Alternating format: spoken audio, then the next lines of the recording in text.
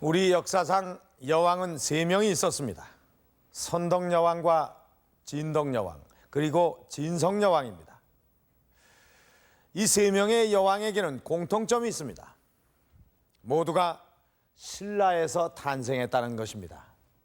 이 신라와 같은 시기인 고구려나 백제에서는 여왕이 즉위한 일이 없었고, 또 훨씬 후대인 고려나 조선에서도 여왕은 나타나지 않고 있습니다. 이렇게 우리 역사에서 여왕이란 존재는 아주 특이한 존재였기 때문에 실제의 인물이라기보다는 뭔가 전설상의 인물처럼 느껴지기도 합니다. 그러나 우리 역사에 있어서 여왕은 분명히 있었고 지금도 그 흔적은 남아 있습니다. 왜 신라에서만 여왕이 탄생했던 걸까요? 그리고 이 땅에서 여왕의 존재란 우리 역사에서 무엇을 의미하는 것일까요?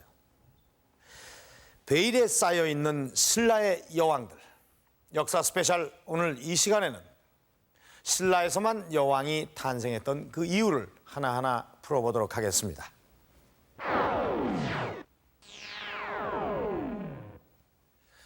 이 땅에서의 최초의 여왕은 선덕여왕입니다.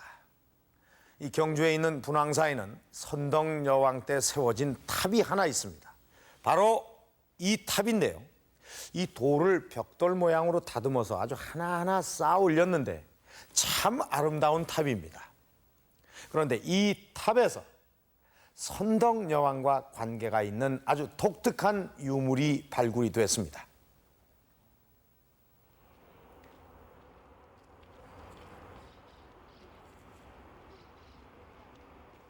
(634년) 선덕여왕 3년에 창건된 분황사. 이곳엔 사찰을 지을 때 함께 세운 탑이 하나 있다. 1915년에 이 탑을 수리할 당시 2층과 3층 사이에서 돌로 만든 사리함이 발견됐다. 당시 이 사리함 속엔 옥으로 된 장신구를 비롯해 다양한 유물들이 담겨 있었다. 그런데 그 중에서 아주 독특한 유물이 있었다. 실패와 바늘통을 비롯해 각종 바느질 용구가 발견된 것이다.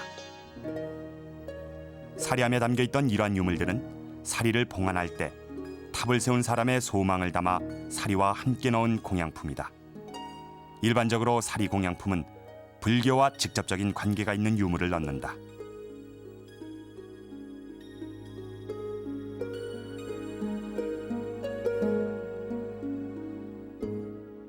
그런데 분황사 탑 안에서 실패와 바늘통, 가위와 바늘 등이 발견된 것은 흥미롭다.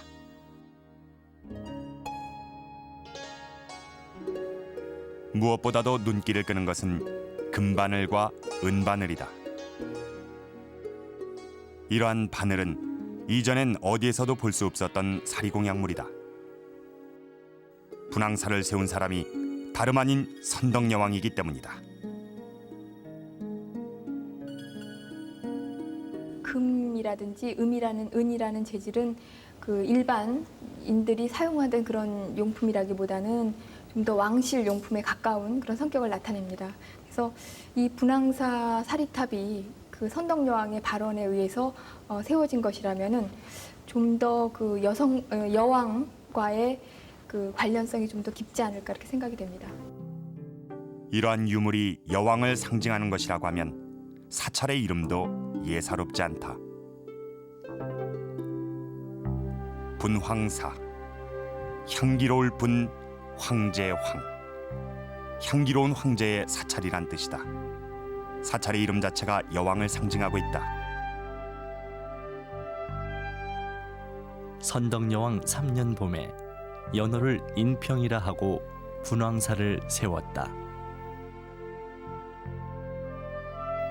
몇 년 동안 연호를 사용하지 않다가 분황사를 세울 당시 독자적으로 연호를 사용한 것은 이때는 어느 정도 왕권이 확립됐던 시기로 보인다. 이 왕실에서 지은 사찰은 대부분 이 국가 안녕과 백성들의 편안함, 평화를 위해서 이 사찰을 짓고 기원했던 그런 그 전례가 있기 때문에 이 사찰 역시 호국 의미를 담고 있다고 생각되어집니다. 지금의 분황사는 그렇게 큰 사찰은 아니다. 그러나 창건 당시 경주 7대 사찰의 하나로 꼽힐 만큼 화려하고 큰 절이었다.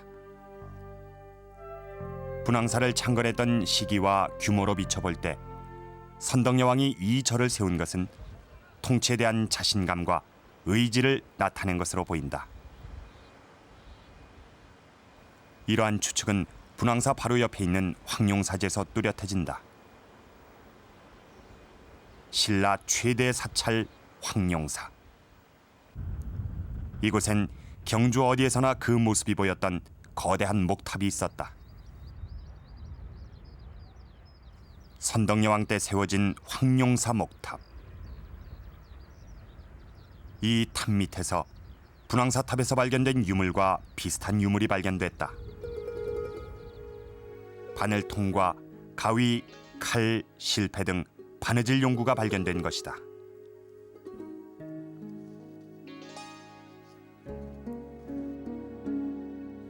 신라 최고의 탑에서 이러한 유물이 발견된 것은 분황사 탑에서 나온 금바늘의 수수께끼를 푸는 열쇠가 될 것이다. 황룡사 탑의 성격은 삼국유사에 뚜렷하게 기록돼 있다. 이 탑은 신라가 천하의 중심이 되고자 하는 뜻을 담고 있는데 그것은 탑을 9층으로 하고 층마다 의미를 둔 것에서 찾을 수 있다. 9층은 각각 일본과 중화, 5월과 말갈 등 주변의 9개 국가를 의미한다. 이것은 신라의 국적을 물리쳐서 나라를 지키려는 뜻이다. 황룡사탑은 신라를 세상의 중심국으로 세우고자 했던 선덕여왕의 기원 그 자체이기도 했다.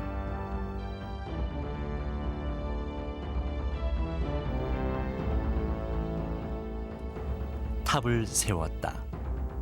과연 사만을 합했고 군신이 안락함은 지금까지 그것에 힘입었기 때문이다.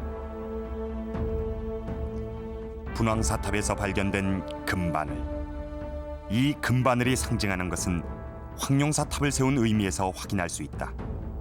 그것은 이 땅 최초의 여왕인 선덕여왕이 강력한 신라를 만들어가려는 의지이자 그 뜻을 실행으로 옮긴 흔적이었던 것이다.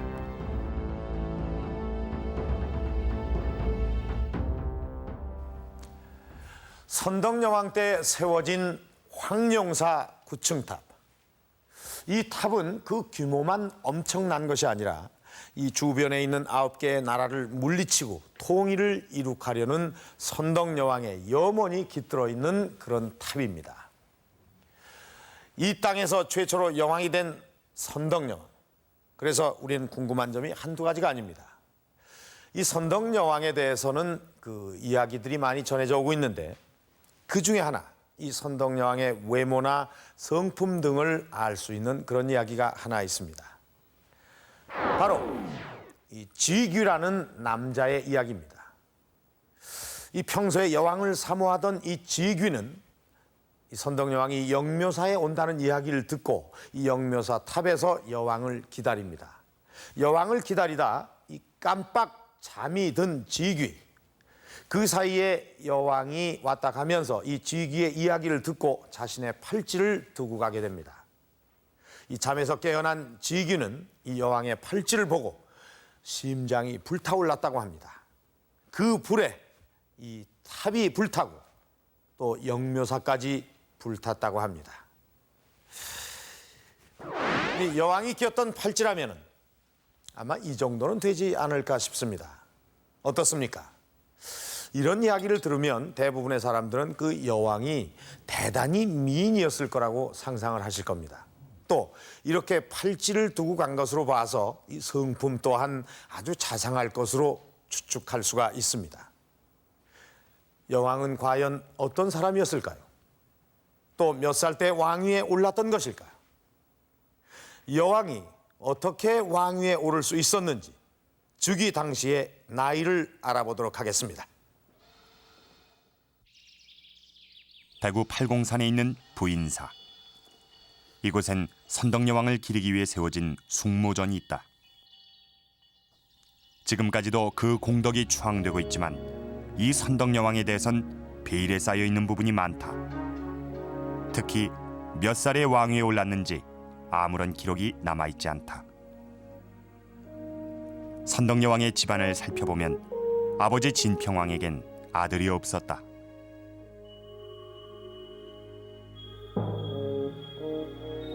대신 진평왕에겐 3명의 딸이 있었다.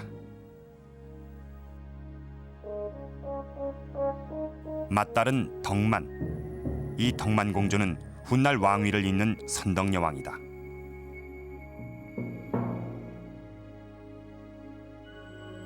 둘째 딸 천명은 태종무열왕이 되는 김춘추의 어머니다. 막내딸 선화공주는 훗날 백제 무왕과 결혼하는 인물이다. 선덕여왕의 나이를 풀 수 있는 실마리는 아버지 진평왕의 재위 기간에 있다. 진평왕은 무려 53년 동안 통치한다. 그렇다면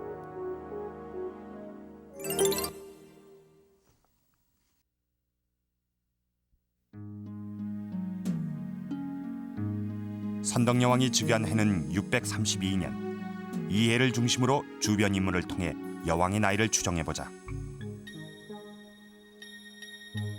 선덕여왕의 조카인 김춘추의 나이는 분명하게 기록돼 있다. 김춘추는 603년에 출생. 그렇다면 선덕여왕이 즉위했던 632년에 김춘추는 30살이다. 김춘추의 어머니이자 선덕여왕의 여동생이었던 천명부인의 나이도 추정해볼 수 있다. 천명부인이 최소한 20살에 김춘추를 낳았다고 하면 언니가 왕위에 올랐을 때 아들은 30살이었기 때문에 천명부인은 50살이었을 것이다.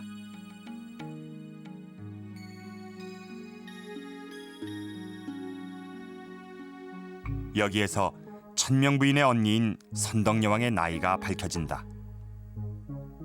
왕위에 오를 당시 동생이 50살이었다면 선덕여왕도 이미 50살이 넘었을 것이다.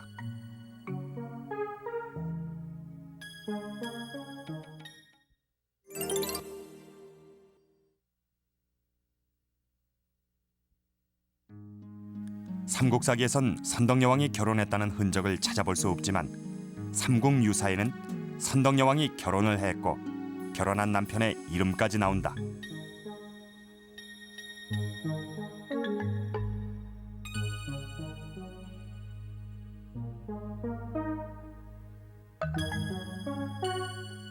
갈문왕은 왕과 가장 가까운 친족에게 붙는 명예적인 호칭으로 왕과 왕비의 아버지나 동생, 그리고 여왕일 경우는 남편에게도 붙여진다.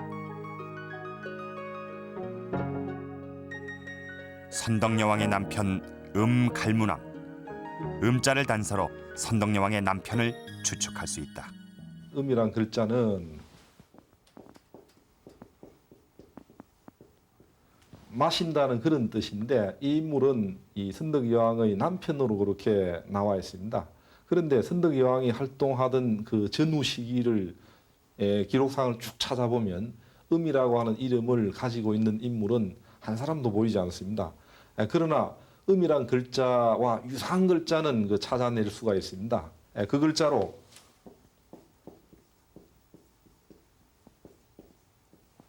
반이란 글자를 찾을 수가 있는데 이 반이란 이름을 가진 인물이 2명이 나오고 있습니다. 한 사람은 백반이라고 하는 인물이고 또 다른 한 사람은 국반이라고 하는 인물입니다. 그런데 이 음과 반이라고 하는 글자는 지금 보면 전혀 다른 글자임이 틀림이 없지만은 그러나 당시에 그 붓글을 쓰면서 흘러 써서 극히 비슷하게 쓰여질 수 있는 그런 글자이기도 하고 또 목판에 새겨가면서 이 두 글자는 같은 글자로서 새겨질 가능성이 많은 글자라 하겠습니다. 그래서 아마 갈문왕은 백반 아니면 국반 두 인물 가운데 한 사람에 해당이 된다고 그렇게 생각이 됩니다. 그렇다면 백반과 국반 중에서 어느 쪽이 선덕여왕의 남편이었던 것일까?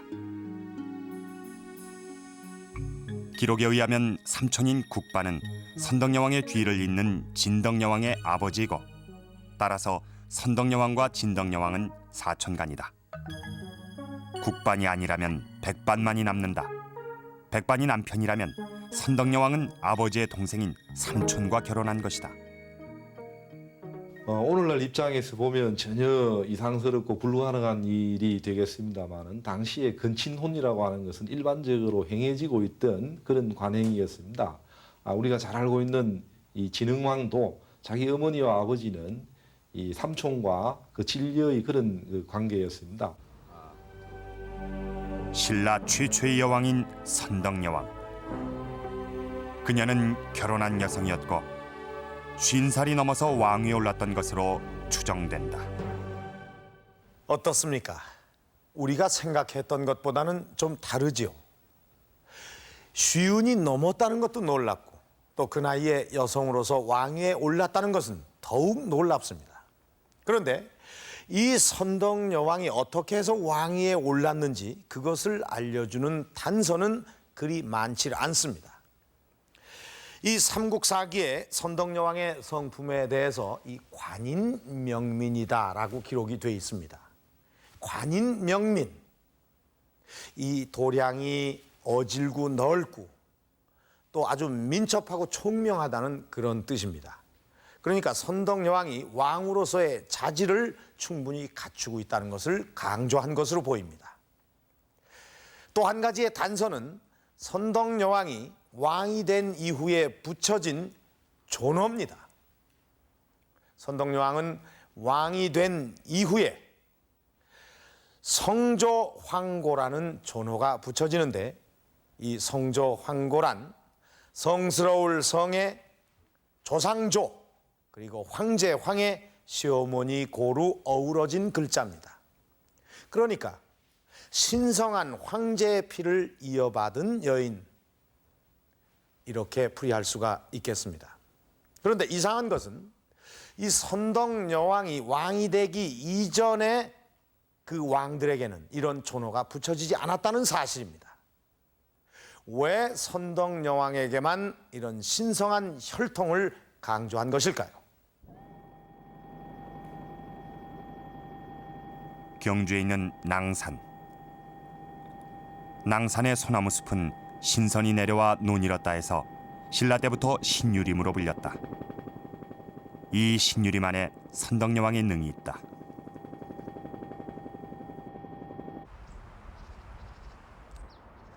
신라 최초의 여왕. 선덕여왕은 어떻게 왕위에 오를 수 있었을까? 신라의 왕위 계승을 살펴보면 사위가 왕이 된 일이 많이 발견된다. 신라에서만 5명의 사위가 왕위에 올랐고, 통일신라에서도 3명의 사위가 왕으로 즉위한다. 사위뿐만이 아니라 외손자도 왕이 될 수 있었다. 이렇게 신라는 남자 쪽에서만 왕위를 이은 것이 아니라 여자 쪽에서도 계승할 수 있었던 것이다.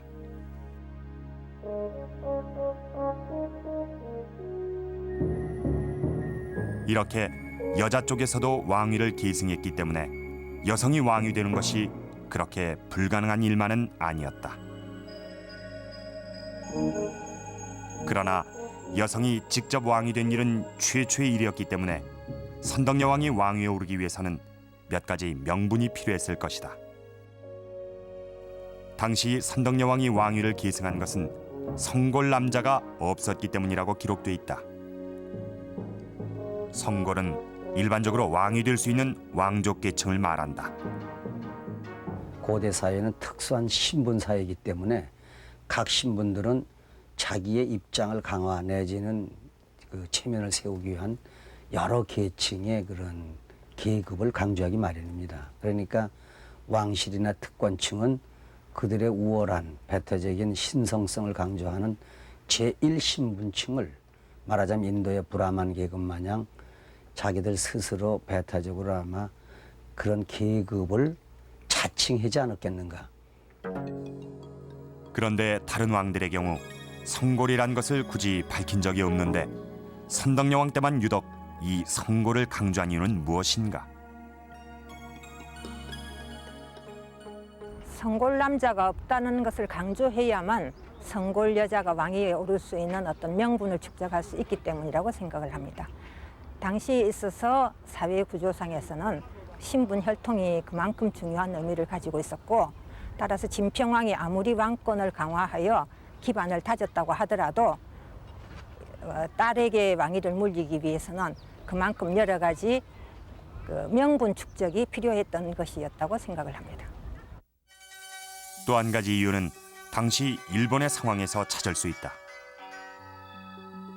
선덕여왕이 왕위에 오르기 40년 전에 이미 일본에선 최초의 여성 천황인 스이코 천황이 탄생한 것이다. 이 천황이 즉위했을 때 신라는 진평왕대였는데 그 진평왕대의 신라와 일본 간에는 아주 많은 교류가 있었습니다.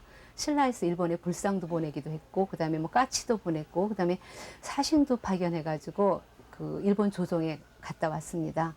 그래서 거기 갔다 온 사신들이 돌아와서 일본에 여자 천황이 있다는 것을 갖다가 그 진평왕한테 이야기했을 것이고, 진평왕은 아마도 여기서 힌트를 얻어서 자기 자신의 그 후계자로서 그 여왕을 생각했을 것이라고 생각합니다.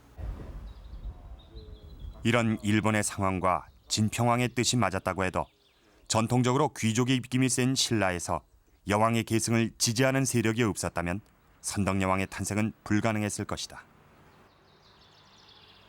당시 여왕을 옹립했던 대표적인 세력은 훗날 태종무열왕이 되는 김춘추와 김유신이었다. 선덕여왕이 왕위에 오르고 자신의 뜻을 펼쳐 통치를 할 수 있었던 것은 이렇게 여왕을 뒷받침했던 세력이 있었기 때문이다. 그렇다면 당시 김춘추와 김유신이 여왕을 지지한 이유는 무엇일까? 김춘추와 김유신이 선덕여왕을 지지하게 된 것은 두 사람 다 비슷한 배경을 가지고 있기 때문입니다. 김춘추는 자기 할아버지인 진지왕이 진골 귀족들의 반발을 받아가지고 귀족회의인 화백에 의해서 폐위가 결정되어서 왕위를 쫓겨났던 그런 인물이었습니다. 그에 따라서 김춘추는 자연히 진골 귀족들의 반발을 할 수밖에 없었던 거죠. 한편 이 김유신도 역시 마찬가지인데, 김유신은 금강가야의 귀족의 후예였습니다. 그런데 금강가야가 멸망하고 난 뒤에 신라 진골 귀족으로 편입이 되었지만은 보수적인 진골 귀족들로부터 상당히 배척을 당했고 또 결혼하기가 상당히 어려웠던 그런 입장에 있었습니다. 자연히 김춘추와 김유신은 의기투합을 할 수밖에 없었던 것이고, 그에 따라 가지고 진골 귀족들에 저항하기 위해서 선덕왕을 옹립하고 지지했던 것이라고 그렇게 생각이 됩니다. 이렇게 여왕을 강력하게 뒷받침하는 세력이 등장하고 여자 쪽에서도 왕위를 이을 수 있었던 특성 때문에 최초의 여왕인 선덕여왕이 탄생할 수 있었던 것이다. 신라와는 달리 이 고구려나 백제에서는 딸이 왕위를 잇는 일은 단 한 번도 없었습니다. 또 그뿐만 아니라 신라에서처럼 이 사위나 외손주로서 왕위를 계승하는 일도 없었습니다. 이 여성의 가계에서 왕이 나타나고 또 여왕이 탄생하는 그런 일은 유독 신라에서만 있었던 일입니다. 왜 그랬던 것일까요?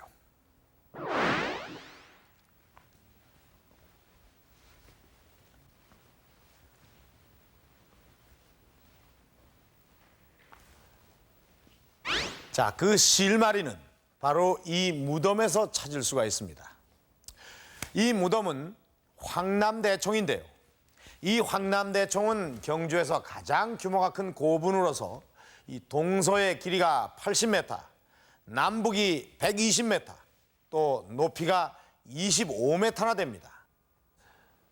이렇게 거대한 규모뿐만이 아니라 우리의 눈길을 끄는 것은 그 독특한 생김새입니다.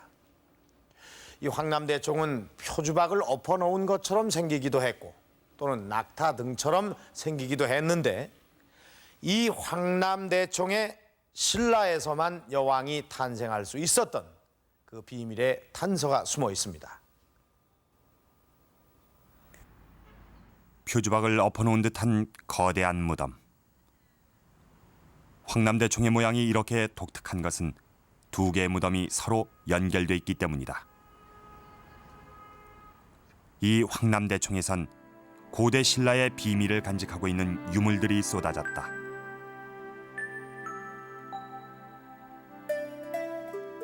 특히 북쪽 무덤에선 수천 점의 장신구가 출토됐는데 그 중에서도 가장 화려한 것은 순금으로 만들어진 이 금관이다. 고곡과 각종 장식이 완벽하게 조화를 이루고 있는 금관. 당시 이렇게 화려한 금관을 썼던 사람은 누구였을까? 금관과 같은 무덤에서 출토된 은제 허리띠에 그 단서가 숨어 있다. 허리띠 한쪽에 명문이 새겨져 있는데 바로 부인대라는 글자다. 이것은 북쪽 무덤의 주인이 여성이었음을 알려준다.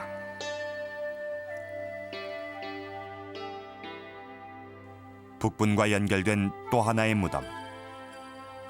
남분에선 주로 무기가 출토됐는데 이런 유물을 통해 이 무덤이 남자의 능이란 걸 알 수 있다.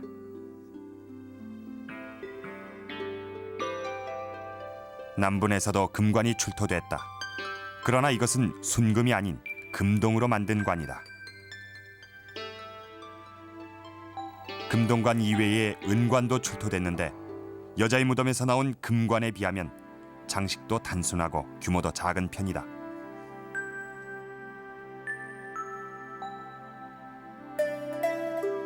거대한 능의 규모나 화려한 유물들이 이 무덤의 주인을 알려주는데 최고의 귀족이거나 왕일 가능성이 높다.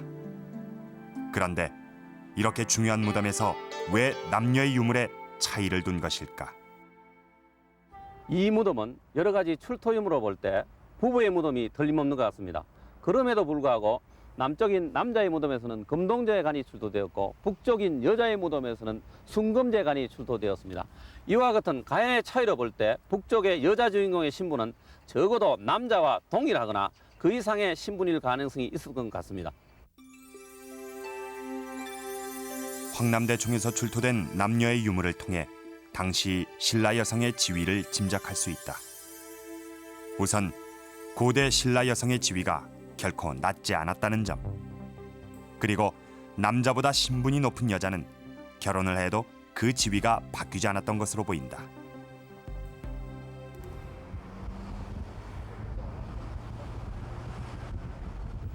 경주의 선도산.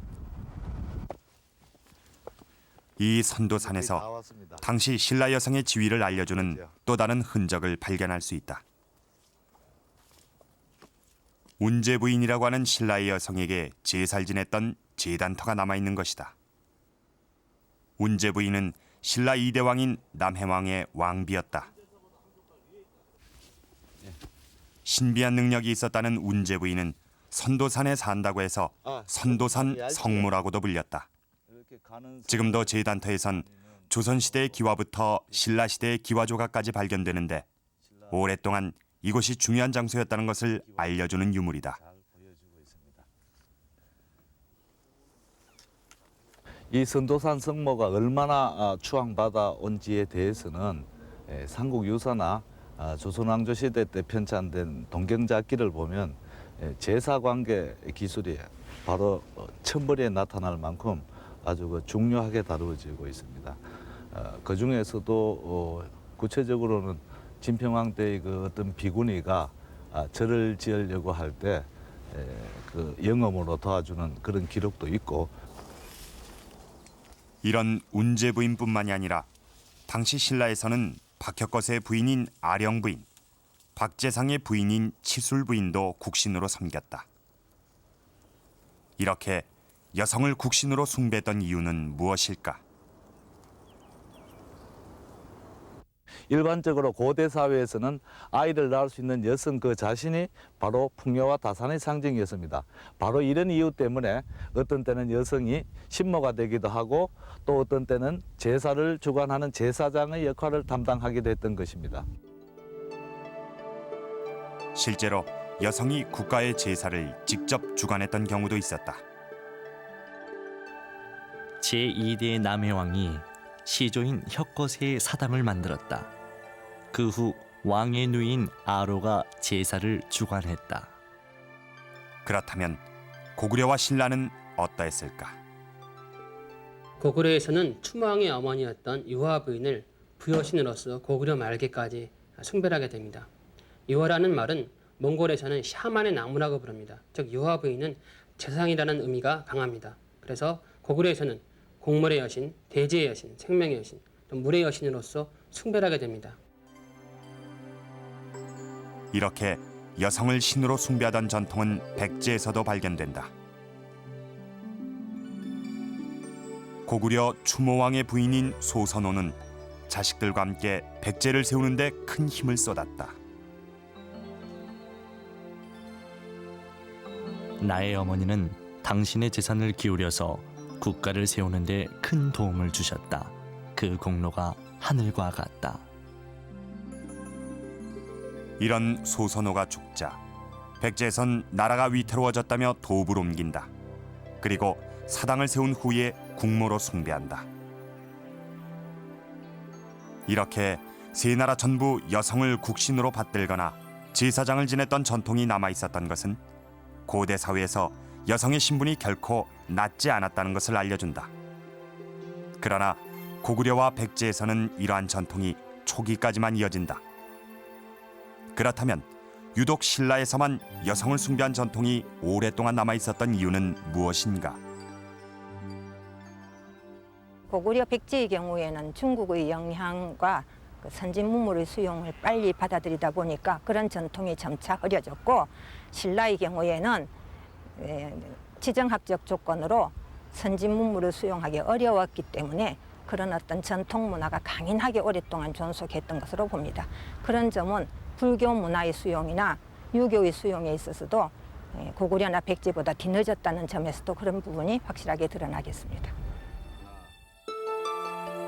여성을 국신으로 숭배했던 사회, 또한 여성이 제사장으로 군림하던 전통이 오랫동안 뿌리를 내리고 있었던 사회. 이런 신라의 전통은 여왕을 탄생시키는 중요한 배경이 됐을 것이다.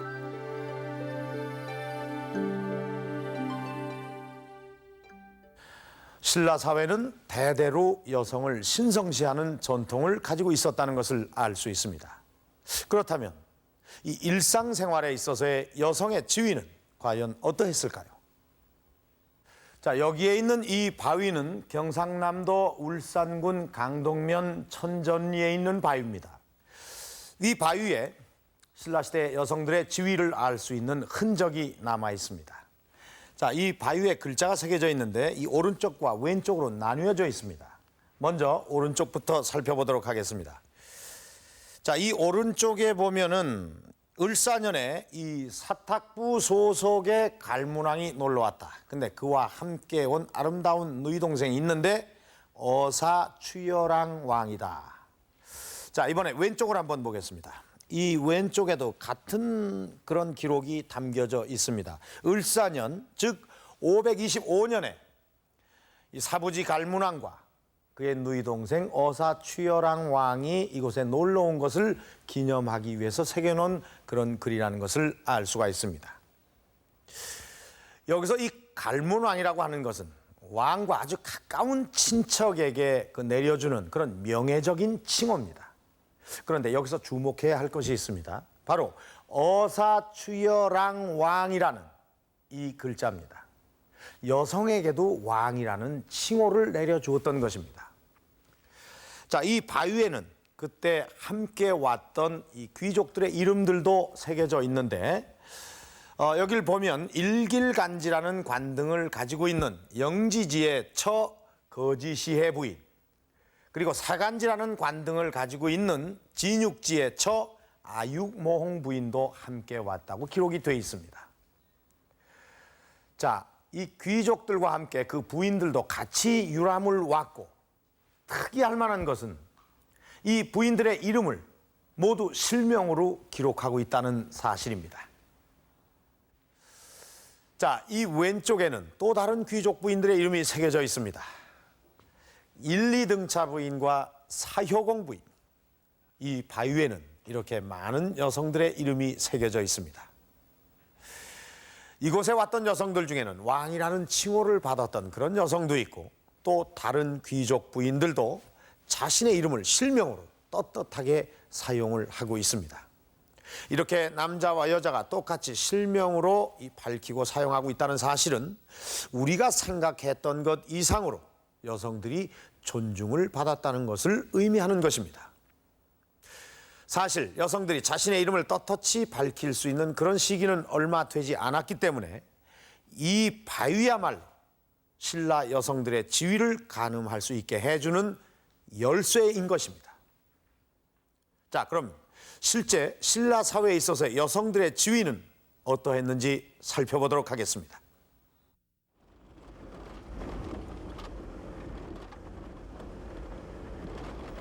예나 지금이나 경제력은 지위를 나타내는 척도다. 당시 신라 여성들은 어느 정도 경제력을 가질 수 있었을까? 신라시대 창건된 취서사. 취서사엔 당시 신라 여성의 경제력을 알려주는 유물이 남아있다. 한 여성의 재력으로 이 탑을 세운 것이다. 지금은 기단과 1층만 남아있지만 취서사 탑은 본래 3층 탑이었다. 1930년대 탑을 해체했는데 탑에서 발견된 사리함에 시주자의 이름이 적혀 있었다.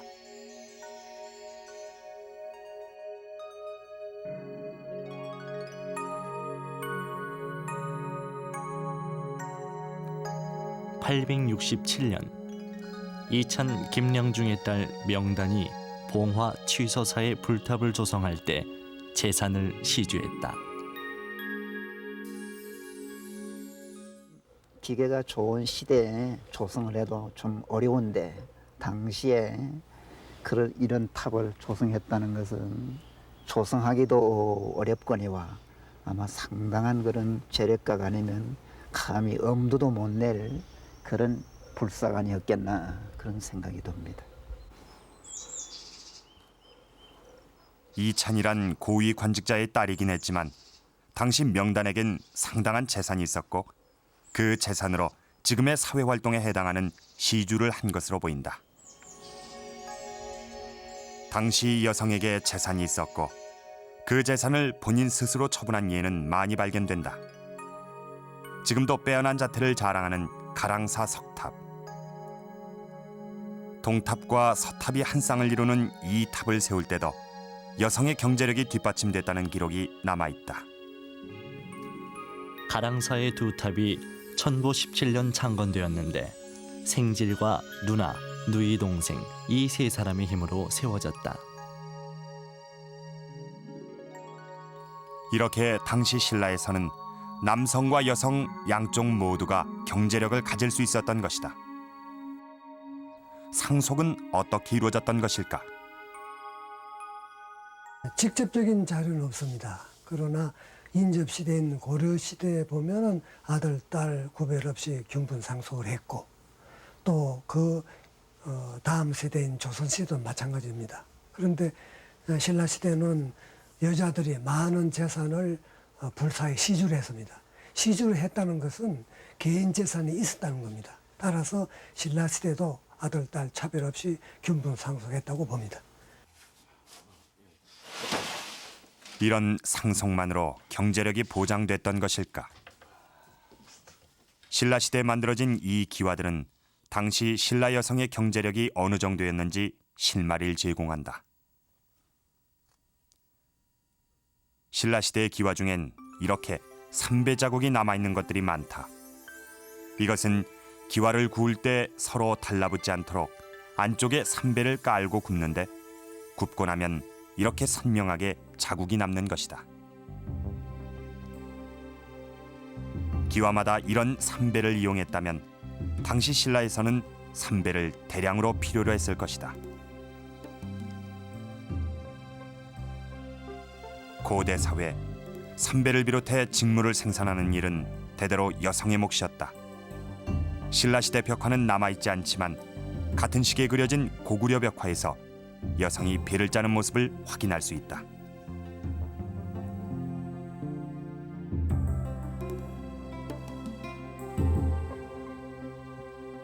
그리고 문헌엔 신라 여성들이 공동으로 직물을 생산했던 기록이 남아있다.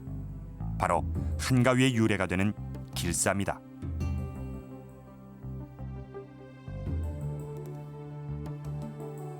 왕이 육부를 정하고 이를 둘로 나누어 왕녀로 하여금 각각 분해의 여자를 거느리고 매일 아침 일찍이 대부의 뜰에 모여 밤늦게까지 길쌈을 했다.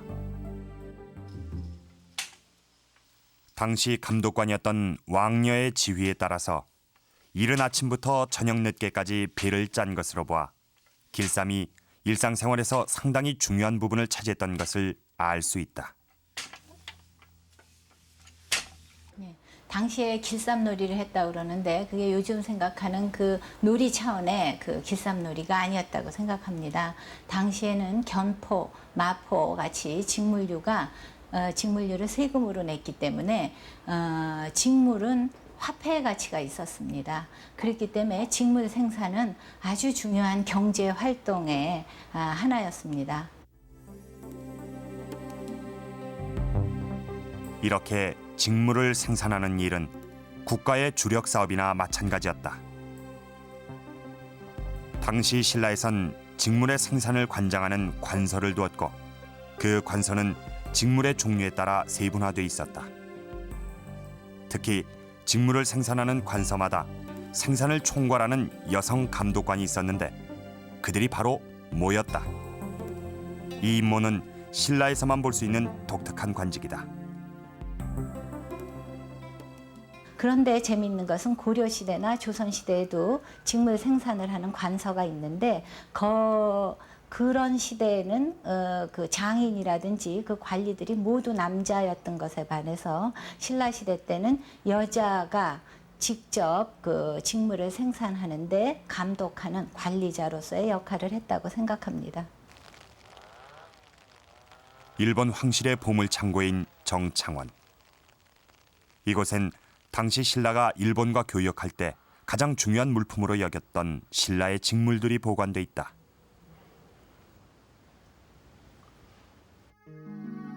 그 중에서 신라에서 수출했던 양탄자가 남아있는데 이 양탄자 끝에 달려있는 꼬리표에는 흥미로운 글자가 새겨져 있다.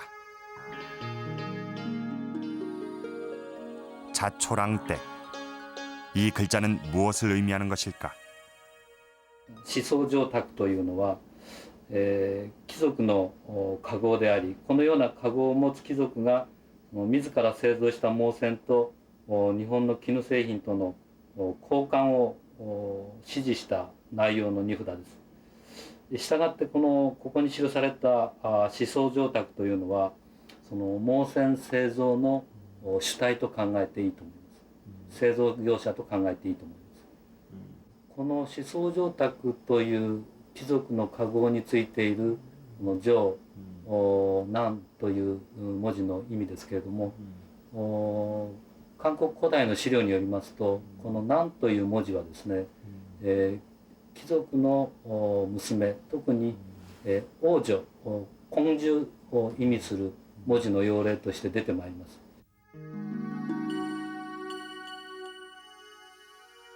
자초랑댁이 직물을 생산하는 제조업체라면 자초랑은 직물을 수출하는 업체의 대표를 나타낸 것이라 할 수 있다. 당시 신라에서는 이렇게 수출 상품에까지 여성의 이름을 당당하게 사용했던 것으로 보인다.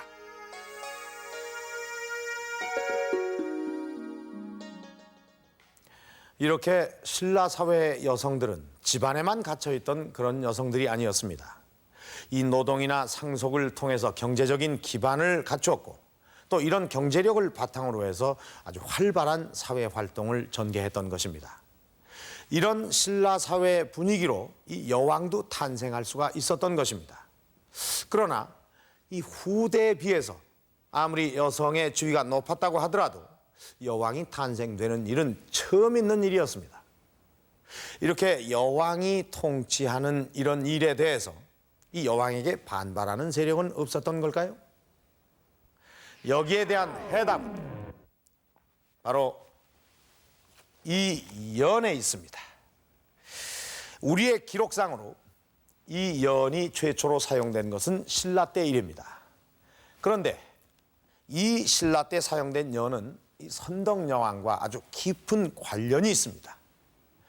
선덕여왕 말기에 대규모의 반란이 일어났었는데 이 반란을 진압하는 데 이 연을 사용했던 것입니다. 이 선덕여왕 말년에 있었던 이 반란은 신라 역사상 아주 중요한 의미를 갖고 있는 것입니다. 이 반란을 진압하는 데 사용된 이 연은 선덕여왕의 최후와 또 두 번째 여왕인 진덕여왕이 왕위에 오르는 그 비밀을 담고 있는 것입니다. 완전히 다 붙여가지고. 한밤중 반월성에 큰 별이 떨어졌다. 647년 비담의 난 때에 있었던 일이다. 반란군은 반월성에 떨어진 별을 보고 승리를 장담했다고 한다. 그러자 반란군과 대치하고 있었던 왕군이 반란군의 기세를 꺾기 위해 연에 불을 붙여 날렸다고 한다. 김유신을 중심으로 한 왕군이 연에 불을 붙여서 날렸다. 마치 별이 하늘로 되돌아간 것처럼 보였다. 이렇게 연이 사용된 후 반란은 진압됐다. 이런 비담의 난은 신라의 역사를 바꾼 중대한 사건이었다. 완전 별하고 똑같이 됐어요. 선덕여왕에 이어 또 한 명의 여왕이 왕위에 오르고 여왕을 지지했던 신흥 세력이 전면으로 등장하는 계기가 된 것이다. 이렇게 연을 통해 극적으로 묘사되고 있는 비담의 난은 어떤 사건이었던 것일까? 선덕여왕 말년, 비담은 명활산성을 본거지로 반란을 일으킨다.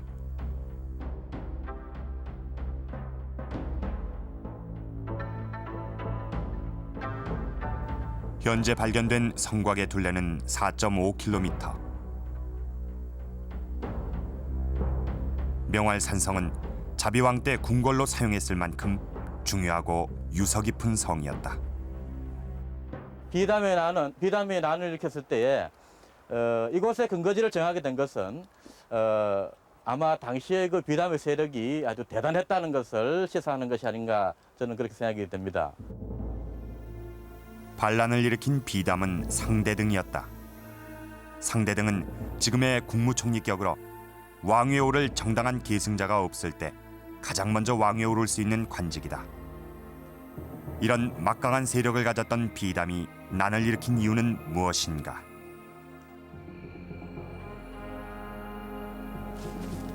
반란 당시 내세운 명분은 여주 불능 설리, 여왕의 통치를 따를 수 없다는 것이었다. 사실 이것은 이미 4년 전에 당태종이 제기했던 명분이기도 했다.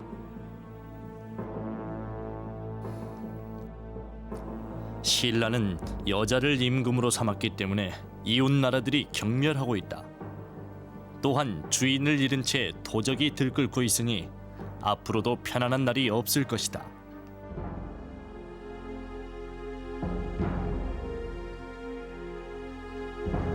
당시 신라는 여왕에 대해서 별다른 반감을 가지고 있지 않았던 사회였다.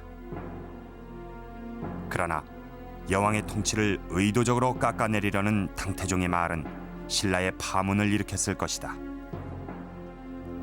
실제로 이 말은 왕위에 오를 수 있는 자격이 있었던 상대등 비담에게 난을 일으키는 빌미를 제공한 것으로 보인다. 이 반란의 와중에 선덕여왕이 죽는다. 선덕여왕이 죽자 사촌 여동생인 승만공주가 바로 왕위를 잇는데 그녀가 바로 두 번째 여왕인 진덕여왕이다.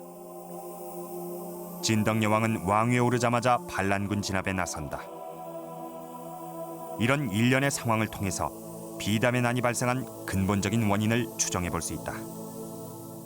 그 선덕여왕이 살아있을 때 진덕여왕을 후계자로 결정했을 가능성이 많다고 보고 있습니다.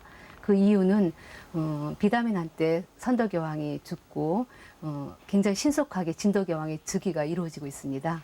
이것은 당시 선덕여왕파라고 하는 김춘추가 당시 일본에 가 있는 그런 상황에서 굉장히 빠르게 진덕여왕의 즉위가 결정되었다는 것인데, 이건 생전에 선덕여왕 때 이 결정되어 있지 않으면은 어려웠던 일이 아닌가 그렇게 생각하고 있습니다. 따라서 비담은 진덕여왕한테 왕위가 넘어가는 것에 아마 불만을 품고서 이 반란을 일으켰던 것이 아닌가, 저는 그렇게 보고 있습니다.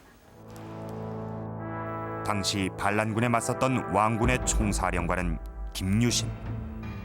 처음엔 왕군을 능가할 만큼 막강했던 반란군이 갑자기 진압된다. 반란군은 어떻게 진압됐던 것일까?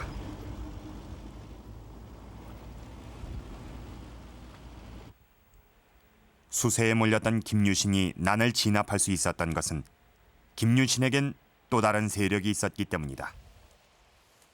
경산군 암양면에 있는 이곳은 김유신이 군사들을 훈련시켰던 곳이다. 당시 백제의 국경과 접해 있는 경산은 신라의 최전방 기지였다. 유적의 입지 성격으로 봤을 때는 이 넓은 광장은 군사 훈련을 시킬 때에 기본 동작 제시 훈련 내지는 기본 동작 훈련, 또 마무리 훈련이 이렇게 이루어졌을 것이며, 나머지의 야전 훈련이라든지 기마 훈련, 이런 훈련은 이 주변의 넓은 들판, 이쪽에 넓은 들판에서 이루어졌으라고 생각이 됩니다. 김유신은 암양주의 군주를 역임하면서 이곳의 군사들을 최정예 부대로 훈련시킨다. 그렇다면 김유신이 수세에 몰렸을 때 이곳에서 힘을 지원받았을 가능성이 높다. 김유신을 지지하는 군사력이 아마도 지방에 있던 김유신이 이 군주를 역임했던 압독군의 가장 가까이 있는 경산 지역에 있던 그런 병력이 극기가 동원됨으로써 아마 비담의 난을 진압할 수 있게 된 것이 아닌가, 그렇게 생각이 됩니다. 팽팽한 접전 끝에 비담의 난은 10여일 만에 진압된다. 마침내 진덕여왕의 지지파가 승리한 것이다. 이것은 여왕을 뒷받침하면서 세력을 키워나가던 신흥귀족이 전통귀족과의 결전에서 승리한 것이기도 했다. 이렇게 비담의 난이란 진통을 겪으면서 신라는 또 한 명의 여왕을 탄생시킨다. 그리고 이 난을 진압하는 데 앞장섰던 김유신을 비롯한 신흥귀족들은 진덕여왕의 절대적인 후원을 받아 정치 일선에 나서고 삼국 통일의 길을 연다. 흔히 우리가 삼국 통일이라 하면은 김춘추나 김유신을 연상하게 되는데, 실제로 그들이 통일의 역군으로 성장하는 데는 여왕 통치의 뒷받침이 있었기 때문에 가능하였다고 볼 수 있습니다. 흔히 이제 어머니가 자식을 북돋아서 그들의 능력을 최대로 발휘할 수 있게 하듯이 인재를 등용하면 그들을 믿고 최대로 적극적으로 밀어주면서 통일의 최대의 역량을 발휘하게 하는 여왕 특유의 통치 스타일이 있었기 때문에 신라가 통일을 완성하는데 유리하게 작용하지 않았을까, 그렇게 생각됩니다. 아버지 김춘추의 뒤를 이어 통일을 완수한 문무왕. 문무왕은 긴박한 전쟁 중에도 이 사천왕사를 건립한다. 호국의 상징이었던 사천왕사는 통일을 염원했던 선덕여왕의 뜻을 받들어 여왕의 능 바로 밑에 세워진다. 문무왕은 출전에 앞서 군사들을 이곳에 열병시키고 통일의 의지를 다졌다고 한다. 그리고 얼마 되지 않아 신라는 삼국 통일의 대업을 달성한다.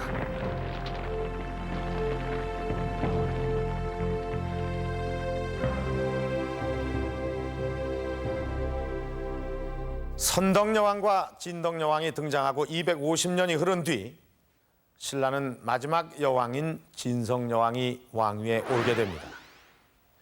이 문헌에 따르면 이 진성여왕이 왕위에 오르게 된 것은 선덕여왕과 진덕여왕의 전례에 따른 것으로 기록을 하고 있습니다. 그러니까 이 통일신라 후기까지도 신라인들은 여왕에 대해서 부정적인 생각을 하지 않고 있음을 알 수가 있습니다. 그런데 이 통일신라가 멸망한 후부터 이 여왕에 대해서 부정적인 평가가 쏟아지기 시작합니다. 그리고 1000년이 지난 지금까지도 이 여왕의 존재를 특별한 사례로 보는 시각이 많이 있습니다. 그러나 그것은 어디까지나 지금의 잣대일 뿐 그 시대로 돌아가서 신라를 바라보지 않기 때문일 것입니다. 오늘 우리가 신라 시대로 다시 돌아가서 만날 수 있었던 것은 우리가 생각했던 것 이상으로 여성들의 지위가 높았던 신라 사회와 그 사회에서 역동적으로 생활을 했던 신라 여성들의 모습이었습니다. 또 이러한 사회의 분위기로 신라는 우리 역사상 유일하게 3명의 여왕을 탄생시킬 수 있었던 것입니다.